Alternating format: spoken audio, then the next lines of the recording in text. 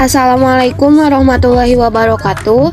Perkenalkan, kami dari kelompok jaringan epitel transisional yang beranggotakan Elsa Putri Priyadi, Feiza Zahra Fauziah, dan Gita Sri Maudi. Epitel transisional digambarkan sebagai jaringan yang terdiri lebih dari satu lapisan sel dengan susunan kombinasi bentuk kubus dan pipih. Letaknya ada di sistem perkemihan, khususnya kandungan kemih yang bertujuan untuk memungkinkan peragangan atau pembesaran pada organ saat menampung urin.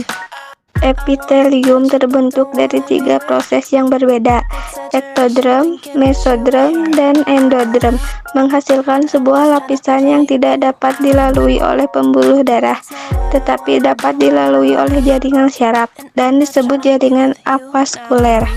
Strukturnya mirip epitel berlapis gepeng. Pada lapisan atas terdapat lapisan sel yang berwujud payung atau sel payung. Sel payung dalam kondisi regang akan memipih, misalnya dalam kondisi arus terisi penuh, contoh epitel pada ureter. Ciri-ciri serta sifat jaringan epitel antara lain ialah sebagai berikut. 1. Dapat ditemukan pada seluruh tubuh. 2. Berbentuk pipih, batang, serta juga kubus. 3. Bentuk sel penyusunnya tersebut bervariasi, bergantung pada fungsi serta juga letaknya. 4. Tak terdapat material di antara sel-sel pada penyusunnya. 5. Ialah sebagai penutup serta juga kelenjar. 6.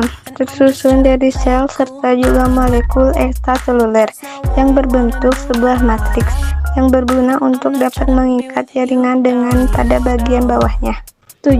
Memiliki suatu permukaan yang tak berhubungan dengan jaringan yang lain, sedangkan di permukaan lainnya berhubungan dengan membran yang di bawahnya.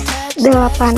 Beberapa jenis epitel yang menunjukkan spesialisasi, yakni yang berupa penjualan jaringan untuk dapat memperluas permukaan, memindahkan partikel asing, atau juga untuk pergerakan.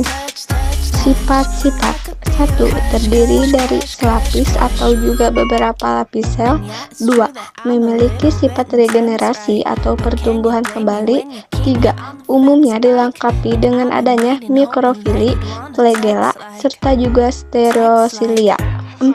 Bentuk sel dari penyusunnya itu bervariasi, yang bergantungan dari fungsi serta juga letaknya dalam tubuh. 5.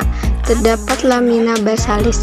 Lamina basalis tersebut ialah struktur ekstraseluler yang berupa suatu lembaran dengan mengikat jaringan di bawahnya. Fungsi dari jaringan epitel transisional. 1. Sebagai pelindung atau proteksi jaringan yang berada di sebelah dalamnya. 2. Sebagai kelenjar, yaitu cairan yang menghasilkan getah. Kelenjar merupakan lekukan dari jaringan epitel di mana pada dindingnya terdapat sel kelenjar. Sel kelenjar adalah sel yang mengambil bahan baku dari darah lalu dibuat menjadi sesuatu. Kelenjar ekskresi bila zat yang dikeluarkannya untuk dibuang, contohnya urin. Kelenjar sekresi jika zat yang dikeluarkannya untuk digunakan kembali, contohnya enzim-enzim. Kelenjar endokrin bila zat yang dikeluarkan hormon langsung ke dalam darah.